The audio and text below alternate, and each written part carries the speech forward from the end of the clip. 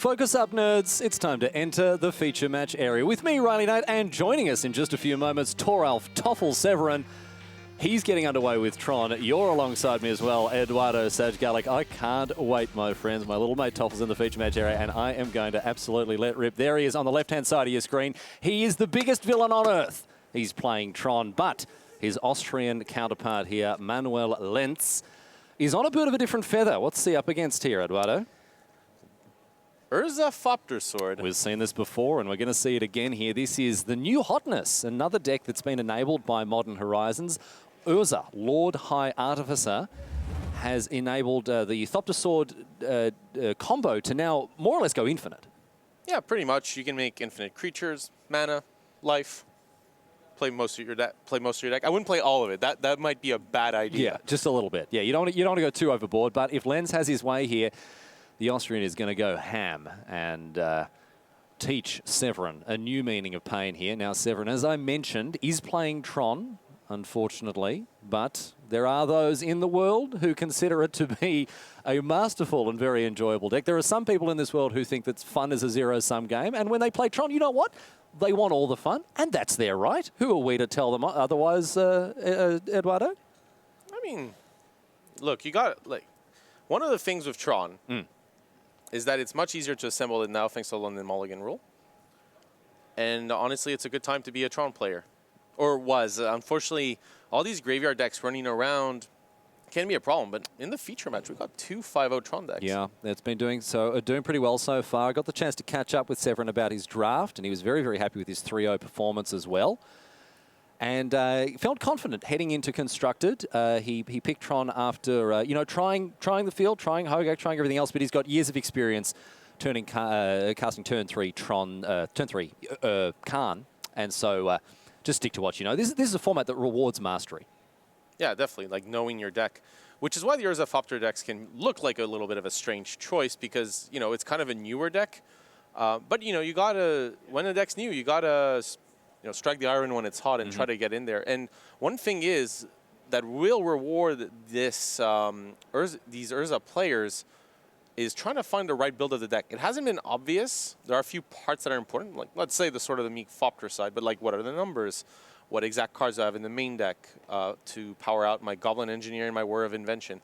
And by the way, Manuel Lenz played last turn sorry, my apologies. That Thopter Foundry in order to maybe have the War of Invention this turn, but by drawing essentially an expensive card, decided actually I need to deploy this in a different fashion. So, Pirate Spellbomb socket away finds a Pithing Needle here. Let's see what he chooses to name. It was very spectacular when we saw this matchup with BBD naming Expedition Map, essentially cutting Joe Losset off. Oh, yeah, he won him the game straight away here. But we may see Lenz take a more traditional route. Maybe he's going to pick something like Khan Liberated. We'll get that confirmed for you as soon as we know ourselves. And there's a Mishra's Bauble, another cheap artifact here to enable those synergies. Unfortunately, you can't name Karn the Great Creator, which would definitely be the one you'd want to if it would work, since the passive ability on Karn the Great Creator is a real problem for the Urza deck. Yeah, of course, it is the passive ability that doesn't get shut off by Pithing Needle. That's a real issue here. But it's Expedition Map, and this means that if Severin lives up to his lucky reputation and rips that final Tron land, he can cast a Khan, but no, sir.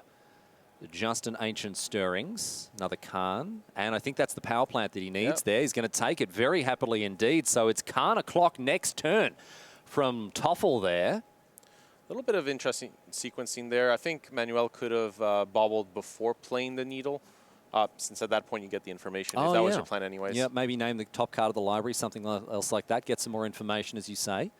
So Lenz now, double Urza in hand, that War of Invention, paired with a Nihil Spellbomb not doing its best work in this matchup.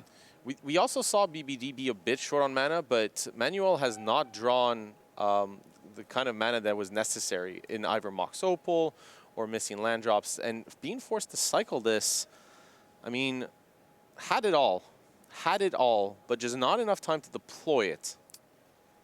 All right, well, still with those Urzas in hand here, in addition to the sword, Lenz having a good old think about what he wants to do. Severin, on the other hand, knows exactly what's up. Look at this. He loves doing this sort of stuff. We're going to see Urza's power plant. We're going to see Khan, and we're going to see a little smile on the face of Thoralf Severin, who loves to just be a nasty fellow, exile opposing cards, exile opposing resources. and he's getting it done here. Ship it back after turn 4 Khan. Definitely attack the mana here. That's been Manuel's choke point here. And so a very wise decision there, rather than going after maybe the more obvious or traditional target of the Thopter Foundry there. Yeah, it's possible to replace the Thopter Foundry here, especially if you see an Urza, but a land is very hard to replace. Only Mox Opal can really break that problem. Lenz does find another land, 2 lands in fact, off the top. Snow-covered swamp. There's the polluted delta as well. Severin has a slight pick of the nose there, getting himself into gear. Sitting behind this Khan Liberated, which now is going to force an answer from Manuel Lenz. Yeah, but which one? It's not really as if... I mean, the Whir of Invention could technically work. This is kind of a nice sequence, I think, since you can make some Thopters, and there's not really much you can do about this from the Khan. You could get rid of the Thopter Foundry, but that's about it. But the thing is, Severin has a second Khan in hand. Well, actually drew something even better. And an Ulamog now as well, just to really ram the point home. Yeah, I mean, it costs 1 mana per iteration for the sort of Meek Thopter Foundry combo. If you have no mana, it's pretty hard to make that work. That is true. That is very true. So Khan is going to go upstairs here, exiles a Khan, exiles an Urza. So the creation has turned upon his creator, but there is the Ulamog. Get rid of those lands, says Severin. And I would say that Lenz is getting a bit of a Severin package here. Yes, indeed. Thoralf wins this one very easily, curving Khan into Ulamog. And that is a traditional, homegrown, easy Tron victory, just the way the Tron players like it. Yeah, pretty much. There, I would say the main thing was Manuel just not drawing the mana needed. That was the main problem. Yeah. Forced to kind of cantrip rather than deploying a board, and lost as a result of that. Yep. And Severin able to correctly identify that choke point, as you said there, Eduardo, and pick himself up a game win. We're going to go to a break, my friends. More live magic coming away from Barcelona after this.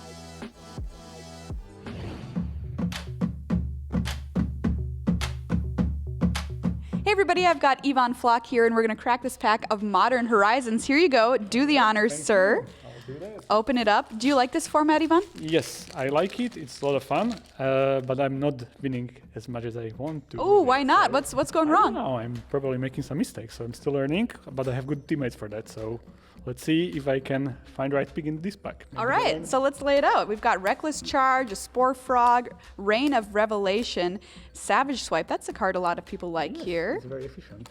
Very efficient. Yeah, that's a perfect Magic player way to put it. Carrion Feeder, Wing Shards, and Bizarre Trade Mage, which is a pretty good rate for a 3/4 flyer. What do you like here? I think actually I like the Savage Swipe. We talked about that card. It's very, very efficient. It's 1 mana removal plus it deals some damage to your opponent usually. So that's card I like the most. And if there are other considerations, I think are Bogard and Dragonheart and Bazaar Trade Mage, because it's also like very big body flying. So I've got to ask you though, I know this is excellent removal at 1 mana, but aren't you tempted at all by this 3/4 flyer for 2 or for 3? Oh, I definitely am, but it's also card disadvantage sometimes, so it's a little bit risky, and it's not belonging to every blue deck too. Do you have a preference as far as color goes in Modern Horizons draft? Oh yeah, I do. I like blue black and black red. Those are my most favorite, and then I like green blue snow usually, but that's kind of risky because if it doesn't come together, it's sometimes very, very bad. Other decks, when they don't come together, they are still kind of okay. Blue green snow might be very bad. So Bogard and Dragonheart, for example, is a card that you would love to have in like a red-black aggressive deck. Black red sacrifice team, goblins maybe. That's great in that. All right, well, we're looking for bears now. We've got our Savage Swipe. Let's find our 2/2s. Ivan Flock, everybody.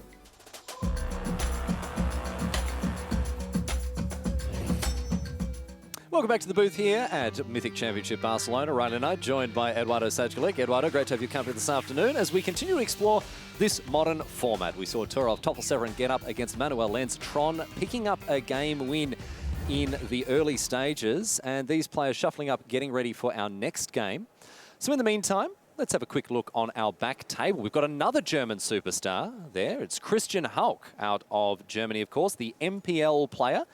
And what's his opponent all about right now? Well, there's some Manamorphose, Arclight, Phoenix, and Fing in the Ice. All right, so Hauke, I should have mentioned, also on Tron, but Tomofumi Okada is on Is It Phoenix here. Surprising to see so many Tron decks still at 5-0. Yeah, I mean, it's a little early because we still have our limited rounds quite behind us, but, you know, having the largest influence, I'm actually still, even then, you're right, surprised. I would think the Graveyard Menace, but everybody's ready for it. So what do you do to beat what beats the Graveyard decks? You go above them. Right, so everyone's playing paper, so you start playing scissors to beat all the rocks. No, that's not how it works. I can't even get scissors, paper, rock right. Top level strategy right there, Riley. Oh my goodness, don't listen to a word I say. In fact, listen very carefully to what I say and then do the exact opposite. Do the exact opposite of what I say. Right. Khan liberated on 7 counters, Thing in the Eyes with 3 here. Hauke already has assembled Tron, of course, thanks to cards like Sylvan Scrying. You see a bunch of them in the bin. And what's the next big Harding, a hitting heavyweight from the German? It is a Walking Ballista for 4. Yeah, it's ready to... well, I mean, it could kill the Thing in the Ice in this spot. Honestly, with Christian Hauke having access to Ulamog, the Ceaseless Hunger, this game is pretty much getting to the end stages. Already, just like that. Yeah, Hauke takes care of that Thing in the Ice. Back to Okada now, but with 3 cards in hand. One of them, a Finale of Promise. I can see an Aria of Flame. I think that is 2. Yeah, not very good in this this I think spot. all it's going to do is just be like, Christian Hauke's be like, thank you for the 10 extra life. That's very kind of you. You're about to die. Yeah, I think next turn what we're going to see here from Christian Hauke is -3, get rid of a land. Ulamog, the Ceaseless Hunger, get rid of the other 2 Spiral Bluff Canals. Yep. And again, just a very heartfelt thank you for that extra 10 life there. There's the Ulamog, there's the Khan liberated. Christian Hauke packs it up nice and easy there. Another game win going to Tron. The bad guys are back. They've strode into town, leather jackets, sunglasses, cool as anything. And the bad boys are back in town, led by Toffel and Christian there. Well done to both of them, picking up early game 1 wins. We head back to our main table, have a look at these 2 players. Of course, for those of you who aren't familiar with Thoralf Severin, how I envy you. Of course, one of my very best friends on earth, unfortunately. This bloke records a weekly video series on channelfireball.com, Arena Boys. It's not very good. I wouldn't recommend it. There's one host that is like an all-star standard. The other one's an absolute mouth breather. So who was the third person you were working with? Oh, there's Yamin Kauf as well. Oh, yeah. So he's the all-star, right? I'm peripherally associated with this project, as I say there. But no, look, we are in the business of serious magic for winners right here at the Mythic Championship. So Thoralf will have put aside all thoughts of silliness and nonsense because he's ready to calm people out on turn number 3 here. Manuel Lenz, however, is going to stand in his way and do his very best to hold his ground, down a game. But the Urza ThopterSword deck has already shown us in the hands of players like Brian Brown-Duin just how good it can be. Yeah, but not with the hand that Manuel had, so that's why we see a mulligan here. Not quite here. So, I mean, typically we see Tron decks mulligan pretty well. Toffel, I can personally attest, is on team #NeverMulligan. He will look at a 7-lander and be like, it'll be fine. I'll probably draw what I need. And then do you know what he does? Draws the cards he needs. That's how he wins games of Magic. Although here, it looks like both players had a mulligan to 6. Oh, breaking his own laws. Breaking his own laws. But, you know, has Tron. Tron is worth multiple cards. You're essentially mulliganing to have the access to the equivalent of 7 cards in free. And this is something that the London Mulligan really has enabled in decks like Tron, decks that are looking for specific pieces to pull together a game plan. And Severin will be very happy to have found that. And I guess Lenz will be looking to follow in those footsteps, find a 6 that he's happy with. And we'll be off to the races here. At this stage, it's a 5. Oh, it's a 5, excuse me, a 5. Wow, all right. At least has lands. Yep, so it looks like a couple of lands. There's Teferi, Time Raveler in there as well. Yeah, Teferi, maybe not at its best in this matchup. Elna Play can get rid of a key expedition map at the right time. But it's not really for this matchup. It's much more against something like blue-white control. Yeah, of course. It can still serve an important purpose. I mean, very, very versatile card, but again, not at its best in this situation. So Chromatic Star opens things up here for Severin. And back to Lenz now, who is going to fetch with that Scalding Tarn. The Austrian, as we said, down to 5 cards here. We'll see what he wants to get. There's a Hallowed Fountain. So this is a Grixis list primarily, but we do see a light white splash. Are there any other cards that are that the white is powering out? Maybe something out of the board as well? There's Teferi Time Raveler. It's really Teferi Time Raveler. I mean, I could tell you another card that doesn't exist, but that's what it's for. It also does allow you to cast Thopter Foundry. Ah, sure. Yes, indeed, it does. Yes. Which has one of the weirdest casting It costs in does, Magic. isn't it? It's like a hybrid gold card. It's super, super weird. It's blue hybrid white black. Yeah, yeah. Definitely one of the weirder ones for sure. All right, another Tron land here for Severin, who fires off a Sylvan Scrying. So he's got Tron for days here. I don't think that Chromatic Star was initially in the hand, and it was a really good pickup because it means you go from... That's what he always does, man. But I mean, it means you go from having to play the forest and have it on turn 4 to just having it on turn 3. On turn 3. King of the top deck. One time, says Thoralf Severin, and he snags the cards that he needs here. He's looking very good for a handy 2-0 clean sweep of Lenz here. Although, Teferi, Time Raveler, going to draw a card. See if Lenz can put a spanner in those works. And there's an Arkham's Astrolabe now. Yeah, and the mulligan really hurts at Teferi, since one of the best lines you can have with it is bouncing one of your own permanents, kind of generating cards that way. But unfortunately, because Manuel has mulliganed, it was much harder to find one of these Astrolabes or Ichor Wellsprings in advance. Now, are we going to see a classic turn 3 play here? Yes, there it is. Karn Liberated. This is exactly what Tron players want to do. The classic turn 3 Karn off of the 3 Tron lands, just like that, and immediately exiles a permanent. Away goes that Mind Stone. Back to Lenz now, who's done a good job of putting together resources here.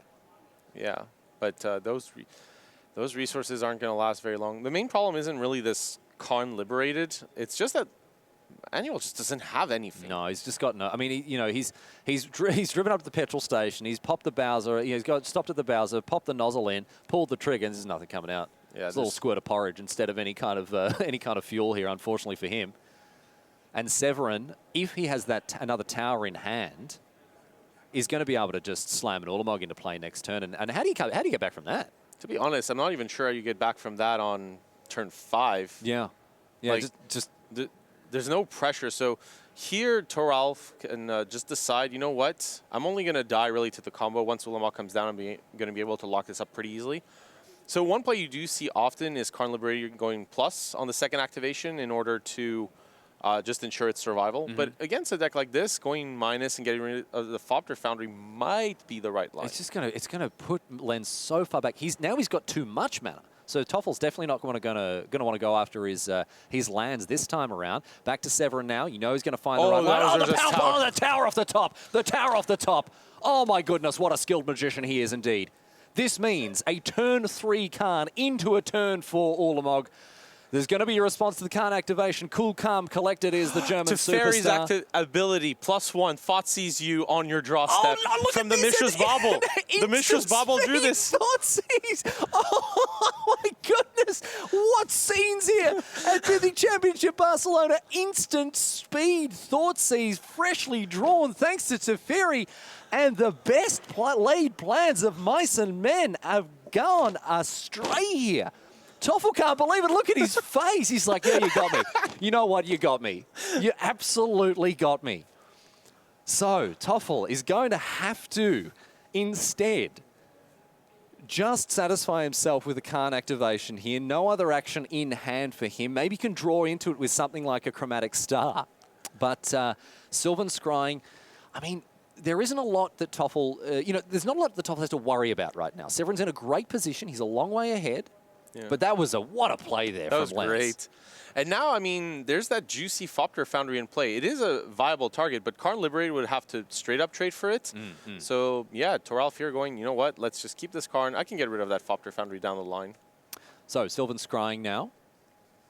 After that Chromatic Star has cycled away for a green, and it's a blast zone for Severin, which is quite useful against cards like Arkham's Astrolabe or even ticking up to take care of the Thopter Foundry there. Yeah, I would probably see the blast zone go up to 2. It gives Thoralf a lot of options. All right, so Severin chips it back to Lenz. The game not quite over thanks to that clutch Thoughtseize, but off the top, is this is there now a new king of the top decks? Has Manuel Lenz, the first of his name, claimed the throne? I'm pretty sure I saw a blue card. It is. It's an Urza. He's found an Urza off the top of the deck. Oh, wow.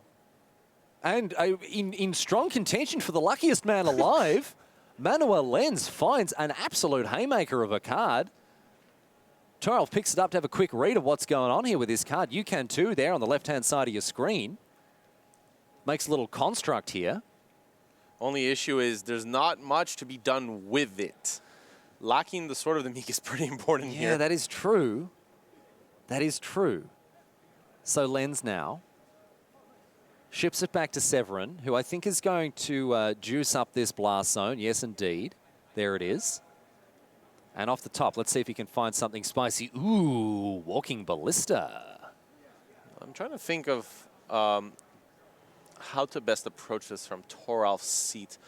You essentially want to make sure that Manuel's trying to assemble a combo. All you're trying to make sure is none of these pieces kind of pan out. So you do have Blast Zone for the Thopter Foundry, so that's already a great start. And yeah, minusing Urza here makes sense. You want to make sure that no mana can be generated to make, because at that point the Thopter Foundry would be a problem. So here by exiling Urza, you make sure no issues will arise.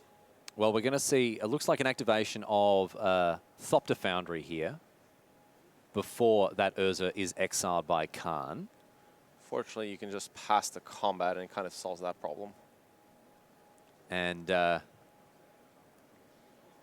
Severin. His hand doesn't look too good. 4 lands and a Walking Ballista. Not brilliant, but still this card just putting in a lot of work. Putting in the hours. First in the office, last to go home at night. Yeah, it's free activation so far. Probably another one next turn. Yeah. Walking Ballista, kind of nice here. Make sure Teferi doesn't draw a card. Make sure to get rid of that construct and any Thopters that may arise. So a Ballisterino here for 4. And again, another way to control the game plan of Manuel Lenz here.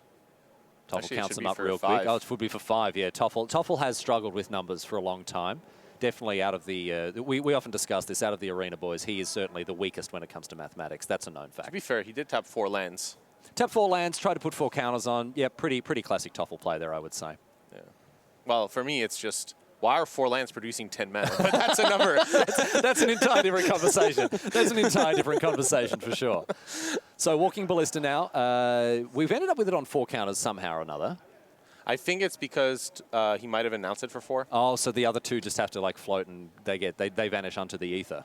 Yep. All right. Well, anyway you slice it. Oh, no, sorry, my bad. But that's it was -1 on the Teferi, yeah. Not enough to make sure that Manuel Lenz stays in the games, and Thoralf Severin takes out the game here. Congratulations to him. A very convincing win with his Tron list, and he moves to 6-0. Can this man be contained? Yes, he can. You put a plate of spicy food in front of him and he'll run away at top speed. So we'll see how fortune favours the German in the coming rounds. But we've got plenty more Magic to show people, Eduardo, on our back tables. Yeah, I mean, I'm looking for... By the way, that moment in the game with that instant speed Thoughtseize, that was just incredible. That's one for the ages. Oh, my goodness. Toffel's just like, yeah, man, I'm going to get you with an Ulabog. He's like, oh, well... One moment, please. One moment, please. I'll stop I would like to activate card. Whoa. As we bring it back to the booth, ladies and gentlemen, Riley Knight and Eduardo Sajkulik, I'll tell you what, I hope you are enjoying. I hope you're enjoying this broadcast half as much as I am, because I've got the best seat in the house, and I'll tell you what, I'm having a bloody great time. So, Eduardo, so good to have your company as well. Let's discuss what's going on with Tron. This was a surprising deck choice that's come, in the hands of some of the best players in the world. MPL superstar Christian Hulk is playing Tron. I've got my list in front of him here like that. He's tested alongside Toffel as well. These guys, they put in the work, they've crunched the numbers, and they've come up with a deck that was not a popular choice for this weekend. It comes down to kind of multi-level metagaming. Okay. Essentially, level 1 is everyone's bringing Hoga. That's kind of what's happening, right? That's the meta. So level 2 is, okay, what do I bring to beat the best deck in the field or perceived best deck? So you see people bringing infinite Ley Lines of the Void. Yep. Kind of emptying Barcelona out of any copies of that card. Exactly. There are nearly 850 copies total. But then you have the third level, which is, well, what beats the deck that beats the graveyard decks? Tron. Yeah. That seems to be the answer. All right, so we're going to see how Tron continues throughout the weekend, but right now we're going to Table C, and we've got Sam Black facing off against Emma Handy. You can see some pretty good vibes at the table right now. These two testing partners, they work closely together in the lead up to this tournament alongside Autumn Burchett as well. It is a 75-card mirror, so I would believe they've tested together. Yeah, there's a lot of evidence that suggests this, you know. Even if, I got the chance to catch up with Sam about his preparation for this tournament. He felt very confident coming into it. And I imagine that, with a 75-card mirror match, that confidence is probably being spread around. Yeah. By the way, I cannot think of someone happier than Sam Black to see Carrion Feeder printed into Modern. Oh, yeah. I mean, if there's a card that completely encapsulates what Sam Black is about, it's stuff like that, sacrificing your own creatures for fun and profit here. So both Emma Handy and Sam Black here, they are playing a pretty wild approach to Hogak, the Arisen Necropolis. They're not only playing Lotleth Troll, right? They've got the usual suite of Gravecrawler, Stitcher Supplies, Bloodgust, what have you, but also Golgari Thug. So there is a light dredge element here as well. Yeah, Canister or Piotr Gogowski went 12-0 in the Modern Challenge with free Golgari Thugs, kind of as an alternative option, and it's something that's pretty good to discard on turn 1 with something like an Insolent Neonate, being probably the best there, or Faithless Looting, and make sure you have enough fuel. Uh-oh. Oh, what a start. Look at this. Both of these players, they're not mucking around. What's going on? Okay, well, we got so much to get across. We just started. You got to slow down. The players in the fish match, you got to slow down. So both players putting ley lines into play. We got Sam Black with 1. Emma there with 2. Handy playing 2 ley lines of the void to really keep her stuff well protected there. Now, Handy opens up with a Force of Vigor, exiling what looks like an Assassin's Trophy in order to take out Samuel Black's Leyline of the Void just like that, straight away. So she's not mucking around. She don't play games. No, that was very fast. Had the option to keep the Assassin's Trophy for later, but with a very low on cards hand, decides, if I draw my red source for Faithless Union, I need to make things happen. So decides, do it right now, because you can't play it on your own turn, right? You can't get that information. So with Vengevine in hand, decides, you know what? If I draw that red source, I get that Vengevine down, I might be able to take this one down in relative quick fashion. Really important, of course, to make sure those Faithless Looting start popping off the top here, and that's exactly what Handy is all about right now. You see her, she's going to discard a Vengevine and just a Swamp there. So not the most explosive Faithless Looting we've ever seen, but she'll be thrilled that she's got her graveyard, even with Black having the access to that ley line. Yeah. By the way, I think keeping 7 cards and going out to free is pretty spectacular. Oh, sure. Oh, yeah. Yeah, no, absolutely. So Black now has to find a way through this double ley line problem that Handy has set up for him. And the best answer by far would be a Force of Vigor. Not just dealing with one, but both. They're mirrors. Both decks play Force of Vigor. The reason to play 2 ley lines, though, is also in the sideboard there is at least, Assassin's Trophy. So this plays around the card Assassin's Trophy that way by putting both in play. So Handy now. Looks like 2 lands for her in addition to a Faithless Looting there. I think it's just double Overgrown Tomb, and a Looting. I kind of like this approach to take it a little slow. There was an option to fire off a Faithless Looting, dig deeper. But I liked that Emma, drawing a land, decides probably to set up for a flashback Faithless Looting with more cards in hand and having more information, trying to set up a powerful turn. With 2 Leylands of the Void, there's not that much that Sam Black can do to put pressure. That's what I was going to say, right? Like Handy knows that she's got a fair bit of breathing room behind these Leylines. She knows that Black is basically just playing a Goblin Piker here and isn't going to be able to do any of the busted degenerate stuff that Hogak comes to do. That means that she can take her time, find ways to get maximum value rather than just putting pedal to the metal. Right, exactly. Now, one funny thing is Hogak's really hard to cast with Leyline of the Void, but Vengevine is actually something you could cast. Sam has that in hand. Yeah. Okay. All right. A 4/3 haste. We're just going limited. We're just honest casting. That card is almost constructed playable. 4/3 haste for 4. But sure. Close. But I mean, what we're doing instead of doing busted, bring it back. We're just casting a. You know. And but now drawing that Vengevine changes things for Emma. There's at least 1 good card to this card, and the payoff of getting both of those in play is so high that it's worth going for it. Although it was pretty unlikely to happen, it could. Well, another 1-drop creature perhaps, but no, as it is, look at that. You can see Sata Wayfinder in addition to the Insolent Neonate, and now a second Vengevine probably heading to the bin pretty soon here, Eduardo. Yeah, we'll see the Vengevine hit the bin, and but this is a rough spot, which is why I was surprised to not see a flashback of Loon potentially this turn. Since after all, you do want access to probably free mana, since Satyr Wayfinder is a creature in your deck, and that can happen. But it's actually a really close call. Like if I wanted to learn the deck after the tournament, I would rewatch this moment to try to figure out what the best sequencing is. Pick up some of those data points for sure. Vengevine hits the bin. Excuse me, still in hand here for Handy. The difficult spot was to play that Overgrown Tomb or not. Decides not to, essentially going, you know, I want to discard something with Insulated Neonates, and if I draw a creature, that is definitely not what I want to pitch. I mean, this is a lot of what Handy is doing here sort of flies in the face of conventional Magic logic. Not casting spells when she's able to, holding back lands when she can play lands. You know, but this speaks to the, I guess the texture or the timbre of the Hogak deck. It plays a lot of incredibly unconventional Magic. Now, Assassin's Trophy as a Stone Rain, another super weird way to use a premium piece of removal, Eduardo, but obviously Black knows the entire list of Handy inside and out, so he knows exactly what's getting on. There's only one swamp. Sinkhole is a very powerful Magic card.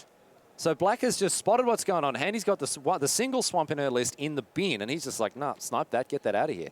That's a straight up stone. That's a sinkhole. It's a stinker. It's a stinkhole and a sinkhole. It's a real stinker here for Handy, however, because of course, just losing a land there, that's a terrible result for her. Yeah, because at this point needs to essentially use the land in hand. I mean, Sam doesn't know about the land in hand, which also incentivizes this. But the Assassin's Trophy is not really going to get better now. There's a difficult line as to whether you attack with a 4. Okay, fine. Let's attack. In they get. In they come. Just like that. 6 damage. It is a potentially 2-turn clock. Putting Emma at 1 life would be probably just as good as winning the game, since a lot of the lands are painful. Yeah, that's true. Yep. Any kind of fetch line or anything else like that. Handy has found a Gemstone Cavern here. Well, mine, but... Or Gemstone Mine, excuse me. But yeah, this is going to be a rough spot. Emma can go, okay, I want to block and filter my hand, or I really, really need to draw a creature, and I'm going to take the gamble. Yep. All right. Insolent Neonate discarded. Or sorry, sacrificed. Carrion Feeder, what a draw! Just like that is going to bring back double Vengevine here. And Handy is right back in it now. That was an what an incredible... That was a critical draw there for Handy. Absolutely. But now we're going to get back to a parity situation, because Sam Black is probably going to play that Leyline of the Void, and yeah, at that point... It's so weird, man. This deck is so weird, and now it's like having to jump through these weird hoops. It's like a swimmer turning up to the Olympics and finding out they're doing the 110-meter hurdles. Yeah, I probably would not have attacked with both Vengevines there. Was very aggressive. Very aggressive indeed. No, Handy takes... One's good. Handy takes the option, just attacking with one of them there. And now for Black, in hand for him, Leyline of the Void, Satyr Wayfinder, I think just a land off the top there. Yeah, there aren't many ways in the deck to actually destroy a creature. So a lot of this will have to happen through trading. Yeah. But if a trade is offered, a Leyline kind of has to come down.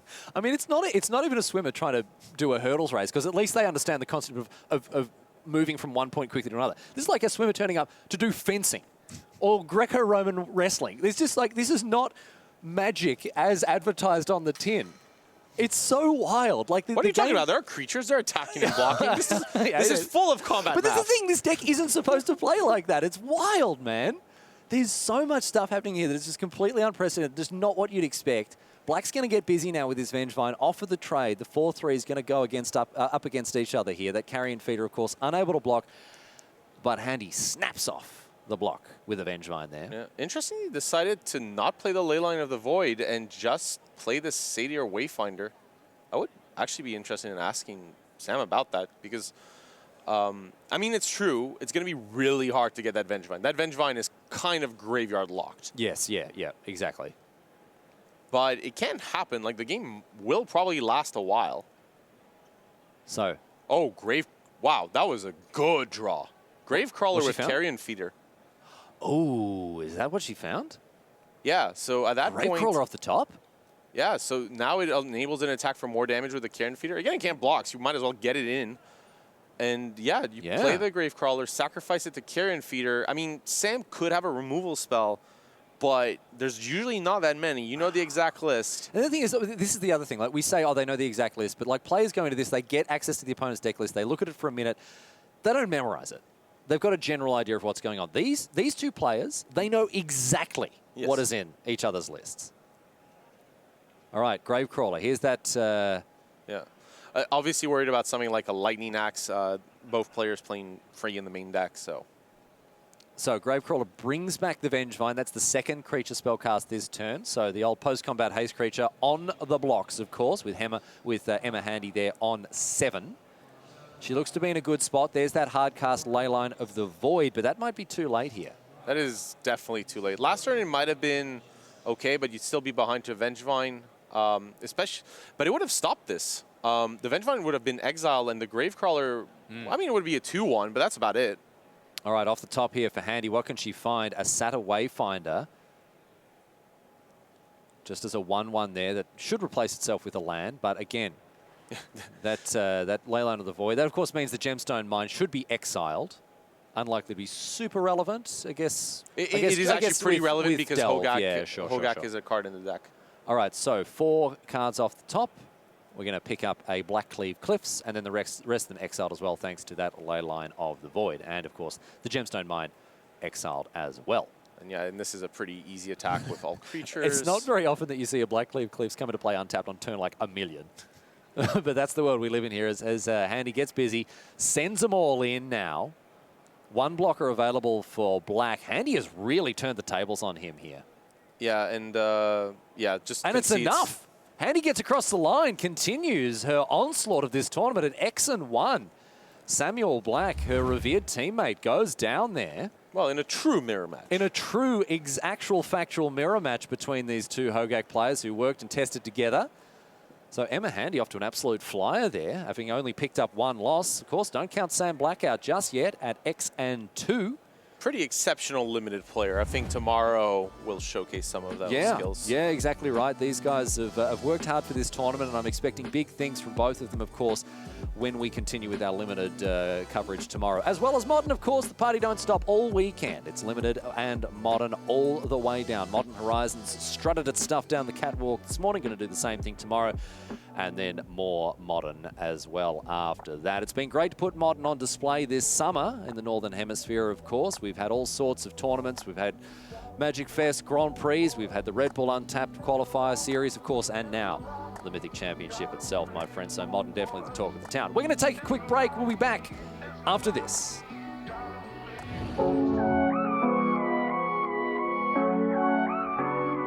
Hey everybody, I've got Alicia Tian here from Team Haruyu Sword, currently leading the team series, and I'm going to give you this pack of Modern Horizons, and we're going to crack it here. Okay. All right, so in your opinion, what would be the best thing to open?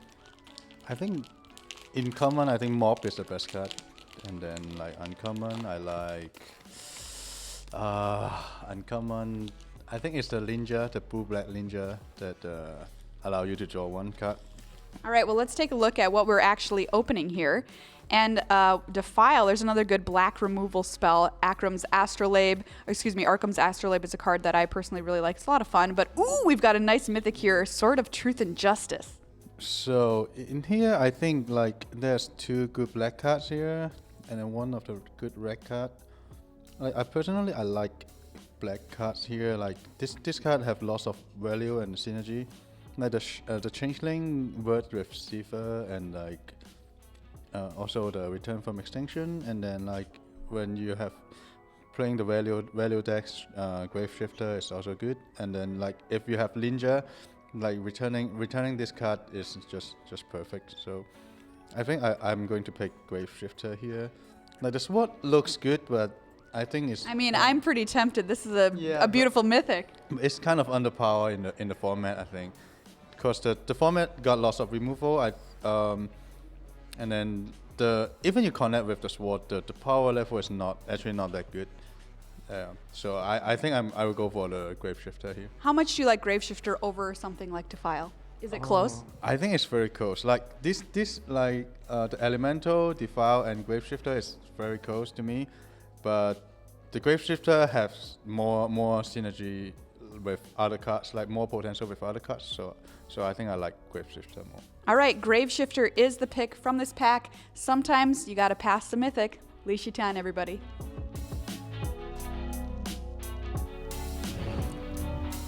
Welcome back to the booth. Riley Knight, joined by Eduardo Saj Gallic, my friends, and down in the feature match area, it's time for some Time Walk Magic. Coming your way from Mythic Championship Barcelona.